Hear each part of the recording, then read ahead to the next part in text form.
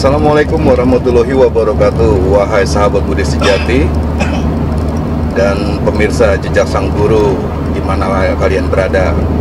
Kali ini kami sedang melakukan perjalanan dari Parangkusumo dan menuju lereng barat Merapi, yaitu daerah Kemiren, Serumbung, Magelang, Jawa Tengah.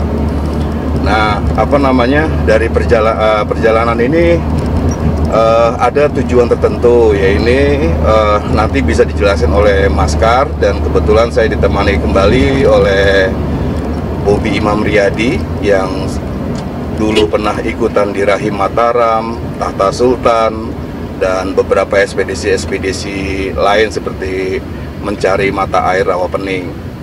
Nah, kita bisa langsung tanya nanti ke Mas Kar.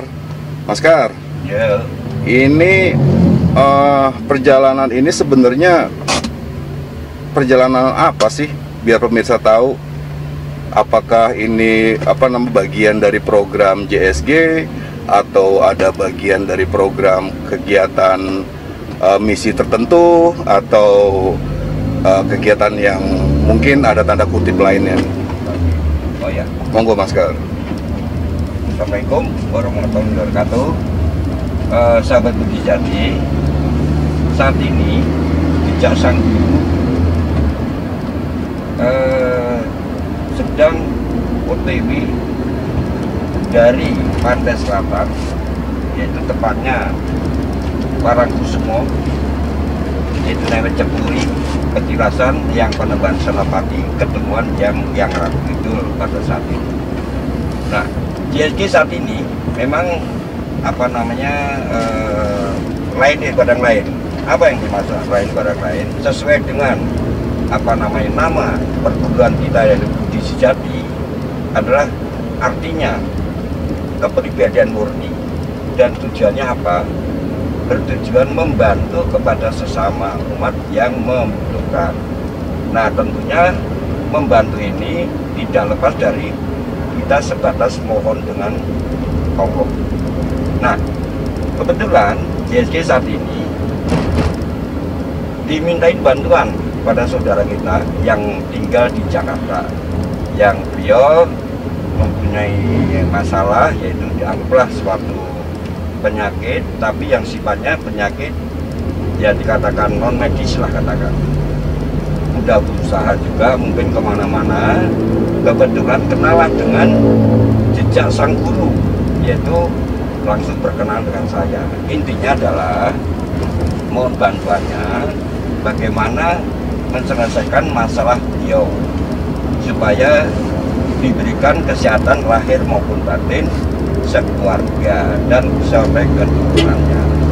Nah, setelah itu saya juga mau petunjuk, karena kita manusia biasa, kita juga tidak mempunyai suatu kemampuan apapun, tapi hanya satu adalah kita nyebut aja sama Allah. Jadi satu-satunya kita mau dimintai bantuan pada sesama umat hanya sebatas mohon. Nah, setelah itu saya dapat petunjuk, kamu akan membantu beliau untuk menyelesaikan. Paling nggak kamu harus datang ke suatu tempat. Atas petunjuk seperti itu, petunjuk mana aja yang harus kita jalani. Satu, kamu harus ke pantai selatan, yaitu adalah Keraton Selatan yang dipimpin atau yang ditempatin adalah yang Ratu Kidul dan kerabatnya.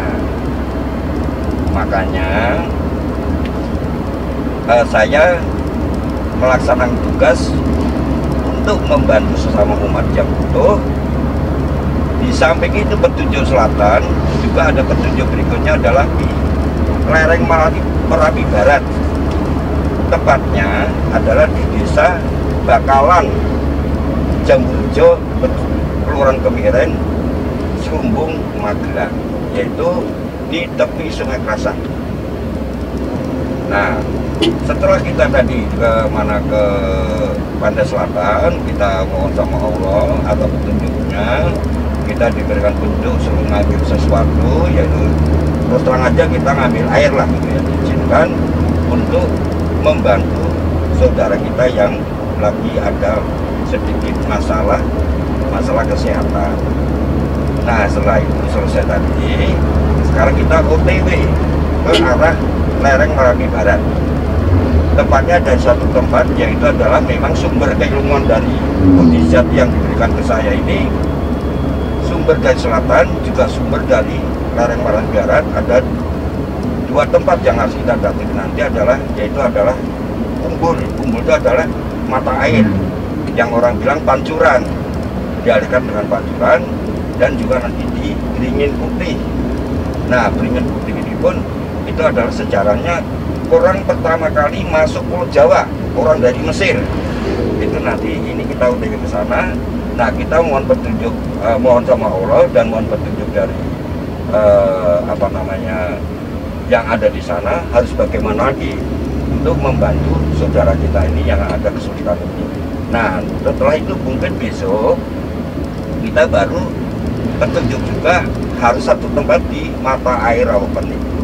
Nah, sampai di tempat titik nanti kan bagaimana itu kita juga nanti akan melaksanakan sesuai petunjuk yang saya terima. Nah, petunjuk dari siapa? Mungkin dari awal langsung, tapi melalui siapa kita juga tahu. Itulah. Itu yang dimaksud dengan masalah non medis itu apa ya? Nah, yang dimaksud non medis itu penyakit saya bilang ada dua. Menurut paham saya, pengalaman saya hadapin, setahu saya adalah dua. Penyakit medis itu adalah penyakit yang harus diselesaikan secara medis, yaitu oleh dokter lah katakan. Itu penyakit medis. Karena apa? Dokter itu adalah bidangnya untuk menangani masalah-masalah penyakit-penyakit secara medis. Yang dimaksud medis itu adalah penyakit yang sifatnya dari luar. Yang dari luar itu dari mana? Yang mungkin ada suatu masalah dengan orang, padahal juga ada masalah ya, tapi tahu-tahu dia dengan rasa nggak suka, langsung jangan menyerang lah, atau santet lah katakan. Nah, santet tujuannya untuk membunuh atau apa, saya belum tahu, saya nggak tahu juga tujuannya. Kembali kepada yang menjalankan itu namanya penyakit non medis. Nah, non medis ini mungkin dari dokter sendiri atau medis juga akan kebingungan, kita tangani penyakit medis ternyata kok nggak ada hasil. Nah, biasanya dokter juga yang paham adalah memberikan saran, cobalah kamu berobat ke non medis, biasanya seperti itu. Jadi intinya adalah penyakit bukan dari Allah atau penyakit medis, tapi non medis adalah penyakit yang dibikin oleh seseorang yang nggak suka kita jaga. Oke, kenapa sebegitu sebegitu urgennya harus mendatangi 3 titik untuk menangani satu masalah ini? Ya, nah itu terus saja. Saya sendiri juga karena dimintai bantuan, kan saya mohon petunjuk. Saya harus bagaimana menangani saudara kita yang memang butuh bantuan ini. Itu loh. Nah, setelah kita mohon petunjuk, mohon sama Allah, tahu-tahu diarahkan untuk mendatangi 3 titik. Nah, dari 3 titik ini apa yang dilakukan? Ternyata kita setelah sampai satu titik yang tadi barang semua ya, pada selatan kita suruh ngambil air. Nah, air itu untuk apa? Saya udah dapat petunjuk. Tadi udah cara air itu digunakan untuk bagaimana nanti untuk membantu saudara kita ini. Nah, tadi udah ada petunjuk, nanti akan kita laksanakan setelah kita ketemu orangnya yang bersangkutan yang minta bantuan itu. Kalau dari penjelasan dari Mas Kar ini, sepertinya pasiennya sudah menahun ya, ini ya, terkena ininya ya. Betul. Jadi kalau misalnya menahun kayak gitu gimana tuh Mas Kar? Nah, menurut saya biasa, dan saya jelaskan pada saudara kita ini, untuk penyakit yang sudah menahun ini, ibaratnya penyembuhannya kalau atas izin Allah, dengan perantara ini dengan kita ke pantai, dengan pantai, itu semua pakai proses ya, nggak bisa sekaligus sembuh. Tapi paling nggak mungkin ya masalah gangguan berkurang ya, sifatnya misalnya dia diserang lagi misalnya pun itu agak sudah ada apa ya istilah ibaratnya ada satu ada bentengnya gitu loh. Karena kita udah mohon, nah itu pun itu mudah-mudahan yang sudah masuk ke dalam Damanon ini bisa keluar dengan sendirinya. Nah itu pun setelah keluar pun itu nanti tinggal pengobatan luka-luka di dalam, karena dikirim bisa juga bisa benda, bisa makhluk, bisa binatang gitu loh ya. Yang pernah saya jelaskan di dalam episode yang lalu masalah bahasa adat itu ada seperti itu. Jadi misalnya penyakit udah agak sedikit reda dan mungkin serangan masuk itu udah ada ya apa ya udah ada yang backup ya kan.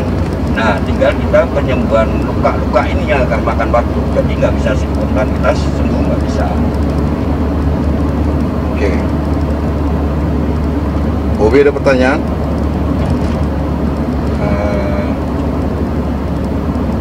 Kalau non medis ini apa hanya dari segi kesehatannya aja Mas Gar, atau mungkin bisa karirnya, bisa rumah tangga atau aspek lainnya gitu selain kesehatan? Oke. Jadi gini, kalau namanya orang sepaham saya ya, pengalaman, bukan pengalaman, maksudnya yang saya dapat, penyakit yang sifatnya dari non medis itu satu bisa sifatnya mematikan, kedua bisa menghancurkan masalah ekonomi. Supaya apa? Misalnya menghancurkan gimana? Misalnya orang tuh berkarya, kerja dengan sakit terus, otomatis kan kerjaan akan apa namanya akan berkurang kan, karena fisiknya udah nggak mampu. Nah lama-lama otomatis akan mempengaruhi ekonominya yang sudah mungkin udah bagus, tahu-tahu menurun karena kondisi kita harusnya kerja nggak bisa kerja karena apa? Merasakan sakit kan gitu. Nah tuh. Yang kedua juga bisa menghancurkan bisa rumah tangga. Karena apa? Ini anggaplah misalnya dikirim jin, masalah mama jin ya, itu dibikin antara suami istri itu hanya berantem. Nah dengan berantem ini kita akan nanti akan yang berakibat fatal bisa bubar, cerai lah katakan. Itu ya seperti inilah. Oke. Mas Gar, tadi disebutkan kan mungkin kita pernah memuat tentang apa namanya jenis-jenis santet ya. Ya. Bisa tolong dong diulang Ya. seperti apa sih santet yang bisa mencelakakan manusia, dan bagaimana prosesnya santet itu bisa tiba di target yang dia tuju gitu. Oke. Nah, saya ini kembali lagi kepada wawasan yang saya terima langsung dari alam ya. Jadi santet, kita mengulang lagi, mungkin adalah santet itu ada 3 jenis. Satu, yang dikirim berupa benda. 2, yang dikirim berupa binatang. 3, bisa bersifat makhluk. Makhluk maksudnya adalah makhluk yang menakutkan jin lah katakan ya. Nah, dari tiga jenis ini fungsinya beda-beda. Santet itu. Kalau yang dikirim rumah binatang itu yang saya sering, yang bukan sering ya, yang pernah saya tangani itu adalah dia makhluk yang sifatnya mengikat semua lubang tersaluran. Misal termasuk napas, sesak napas, karena rongga pernapasan agak tiga. Nah terus kalau masalah apa namanya membuang air besar susah karena lubang itu diikat katakan. Lubang air besar susah. Terus makan muntah, minum muntah, itu saya yakin ini adalah santet yang bersifat binatang ya. Nah kalau santet yang berupa benda itu adalah pindah-pindah, yang mungkin kepala sakit kepala, kalau udah lari ke medis diperiksa udah nggak ada apa-apa kan, tapi kepala sakit terus. Nah terus pindah ke dada, pindah ke nusra, pindah-pindah, itu dikirim benda. Nah, yang ketiga adalah makhluk yang bersifat jin, yang mau disuruh. Nah, itu dihantui. Jadi kita adanya cuma rasa ketakutan. Mau kemana-mana takut, nah otomatis dari kena 3 itu akan mengurangi aktivitas. Yang betulnya pasti akan ke ekonomi, masalah rumah tangga kan gitu kan. Nah, dari masuk benda-benda santet ini, itu setelah masuk ke suatu badan manusia itu otomatis akan melukai, biarpun dia udah lepas akan mulai masih ada. Nah, tinggal bagaimana membersihkan luka-luka ini. Itu pakai proses. Nah, terus sistem dalam santet, karena orang itu bisa, saya sudah pernah jelaskan bahwa santet itu saya bilang, santet saya yakin ada. Masalahnya apa? Karena apa? Saya bisa mempelajari secara ilmiah atau logika. Padahal saya bilang pernah bilang bahwa polisi menembak pakai pistol. Siapa tahu, enggak ada yang tahu keluarnya peluru itu. Tapi begitu sampai sasaran, wujudnya peluru, bentuknya dalam peluru misalnya. Oh, itu benar, itu setara gaya satu. Nah, yang kedua, dia yang nyantet itu punya satu kelebihan memang. Punya kelebihan hal semacam itu. Jadi dia santet itu dikirim melalui gelombang cahaya. Itu dikirim. Jadi nanti setelah masuk ke sasaran barulah berbentuk. Itu namanya santet. Jadi saya tidak memberani santet, tapi saya hanya dikasih suatu wawasan seperti itu dari alam. Iya Mas Kar, kalau boleh tahu, misalnya awalnya kan non medis, Betul. itu apakah bisa menjadi medis kalau nggak diobatin? Ya, oke. Kalau itu tadinya penyakit medis, terus larinya akan lari ke masalah yang non medis, kayaknya nggak mungkin. Bukan, dari non medis menjadi medis. Oh bisa, karena luka kan, luka dalam kan, karena tadi mungkin binatang yang ngacak-ngacak dalam ya kan, terus benda misalnya. Kalau yang makhluk tadi enggak sampai melukai dalam. Tapi kalau yang benda sama binatang tadi saya yakin ada luka dalam. Nah, bagaimana harus diobati? Itu secara medis agak sulit itu diobati. Itu harus dengan cara medis. Bagaimana? Misalnya pakai daun-daunan, pakai apa, berang-berang dulu kan gitu ya, herbal gitu. Nah, herbal itu membersihkan itu pun pengalaman saya menangani itu adalah itu sesuai dengan petunjuk. Oh, ini loh cara membersihkan penyakit dari orang ini. Dengan penyakit yang sama, CCP belum tentu banyak sama. Sesuai dengan petunjuk yang saya terima, baru kita untuk membantu yang saudara kita yang bermasalah. Terus kalau misalnya santet yang bikin orang hilang ingatan jadi kayak orang gila, itu ada juga Mas? Itu ada, yaitu tadi makhluk energi. Jadi makhluk itu yang saya udah pernah saya upload ya, udah angkat. Makhluk itu tidak bisa makhluk ketika jin masuk ke tubuh manusia, saya yakin nggak bisa. Saya nggak bisa. Cuman dia selalu mengganggu kita, mendampingi kita, mengganggu kita, energi dia aja yang bikin kita pikiran kalut, pikiran lama-lama apa. Ya bisa kita hilang keingatan. Gitu loh. Itu menurut paham saya ya yang saya terima itu. Tapi artinya kayak misalnya penyakit hilang ingatan gila karena santet, jadi masih bisa diobatin secara non medis? Bisa. Itu menurut saya bukan kita meyakinkan. Menurut saya semua, kalau apalagi penyakit yang bukan kendaknya bisa. Karena apa? Itu pun kendaknya. Kalau udah kendaknya ya kita pasrah. Dan apa masalah kita jadi sakit begini apa sih? Nah, harus introspeksi diri. Kenapa sih saya begini? Saya udah berbuat begini, anggap. Saya yakin semua orang mengatakan saya nggak punya masalah, saya nggak pernah nyakitin orang. Coba diingat-ingat telusuri. Kalau itu memang penyakit yang pemberian cobaan dari Allah seperti itu, mungkin dari ulah kita gitu loh. Nah, terus kita harus introspeksi kan, itu penyembuhannya.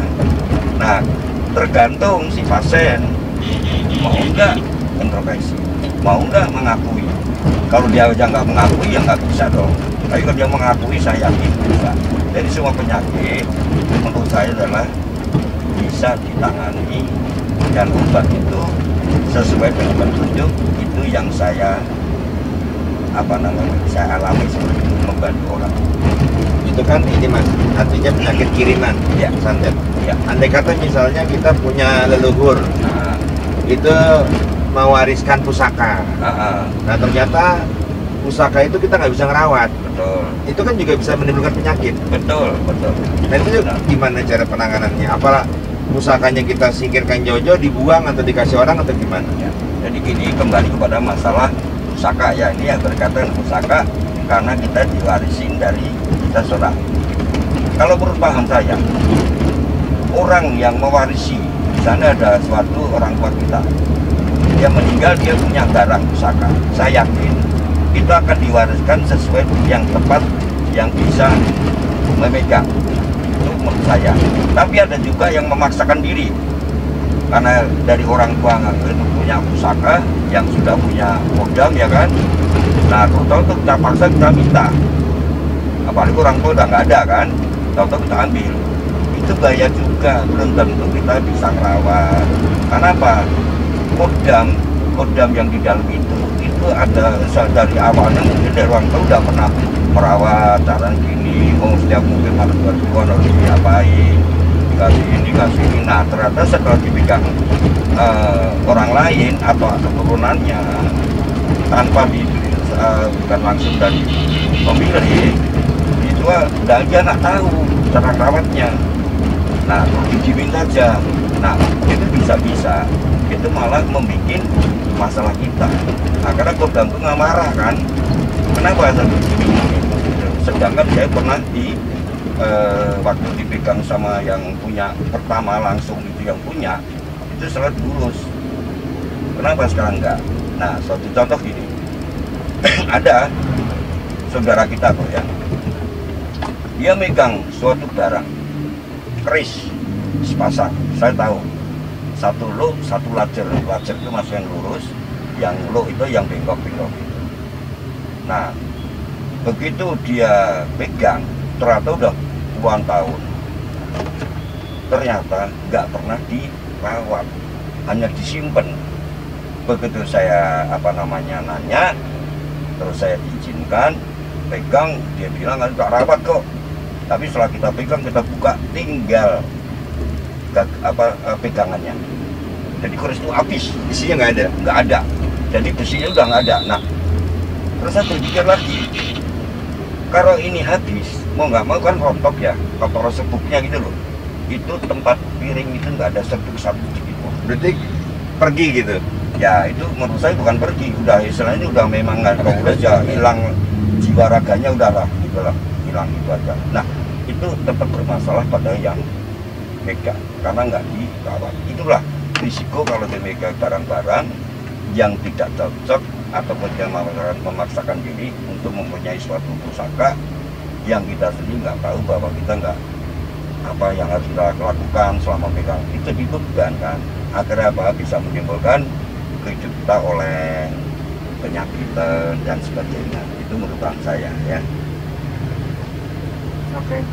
Jadi intinya kalau misalnya emang barang-barang pusaka itu sebaiknya dilanjutkan, disimpan dan dirawat, atau kalau misalnya memang kita nggak berkenan, ya sudah serahkan aja ke orang. Nah, serahkan orang ya. Kalau serahkan orang itu berisiko ya, berisiko. Nanti justru malah mencelakakan orang. Kalau memang itu enggak, ini ya dilarung aja. Dilarung dalam arti kita buang, kita misalnya kita larung itu biasanya kalau nggak di laut, kalau nggak di kali gitu. Tapi itu pun ada syaratnya, ada caranya. Jangan main buang aja. Kalau kita buang aja kodamnya marah, kita yang kena gitu ya. Itu paham saya loh nih ya, pengalaman saya menangani seperti itu. Jadi kita larung itu ada caranya. Misalnya suatu contoh nih, kita membahas sedikit ya. Orang bilang, sama aja orang bilang, banyak orang mengatakan orang jatuh di kamar mandi, apalagi pas lagi sakit, tidak lama lagi akan meninggal. Nah, itu karena apa? Orang beranggapan bahwa orang dulu nih ya, beranggapan bahwa orang itu sudah minta dimandiin. Nah, itu pun kalau memang dia ada saudara-saudara kita kejadian ada seperti itu, lebih baik lari kepada orang yang bisa, jangan sampai kejadian bagaimana. Nah, itu ada caranya juga. Mungkin ada satu pakaian yang buat jatuh tadi itu kumpulin semua, kita larung ke satu sungai yang besar, tapi itu pun harus ada syaratnya. Syaratnya gede. Nah, paling nggak ya kan saudara-saudara kita sahabat jadi kalau harus seperti itu percaya, daripada nanti kita malah takut atau ragu, lari pada orang yang siapapun terserah monggo, minta disyaratin, jangan sampai kejadian gitu loh. Jadi orang mengatakan orang zaman dulu adalah bagaimana orang meninggal itu jatuh di kamar mandi apalagi pas sakit, nggak lama seperti itu. Nah itu dulu terbukti bapak saya sendiri. Cuman waktu itu saya belum mendapatkan sejauh itu pengalaman. Jadi cuma sandang tuh iya ya. Orang bilang kalau orang dulu kalau bilang jatuh di kamar mandi nggak lama meninggal. Benar, bapak saya sendiri seperti itu. Tapi pada saat itu memang saya belum dapat pengalaman seperti itu, alasan seperti itu gitu. Oke, kembali lagi ke topik yang pertama. Perjalanan ini adalah perjalanan dalam rangka membantu saudara kita yang sedang mengalami gangguan non medis. Betul. Harapan dari perjalanan ini bagaimana Mas Kar? Nah harapan kita karena kita juga tidak mungkin saya pergi sendiri, makanya kita harus butuh teman satu mengambil suatu bukti adalah bukti otentik adalah gambar, ya kan, untuk kameramen satu. Yang keduanya kita juga nggak mungkin dong kameramen sambil nyopir sendiri, ya kita butuh rental kan gitu. Nah itu maksud saya, biar nanti kita itu kerja kita membantu sahabat kita ini yang butuh bantuan, ada bukti otentik. Nah harapan kita adalah kita juga tim kita ini, semoga saudara kita ini atas izin Allah dengan perantara kita sesuai dengan petunjuk kita jalan ini juga ke pantai, sekarang Merapi Barat, nanti ke Rawapening, ngambil mata air dari mata air. Insya Allah Allah akan mengizinkan memberikan petunjuk ini pun sesuai dengan petunjuk sahabat kita yang mengalami ada sedikit kendala ini bisa diberikan kesembuhan lahir maupun batin sekeluarga. Itu harapan dari kita.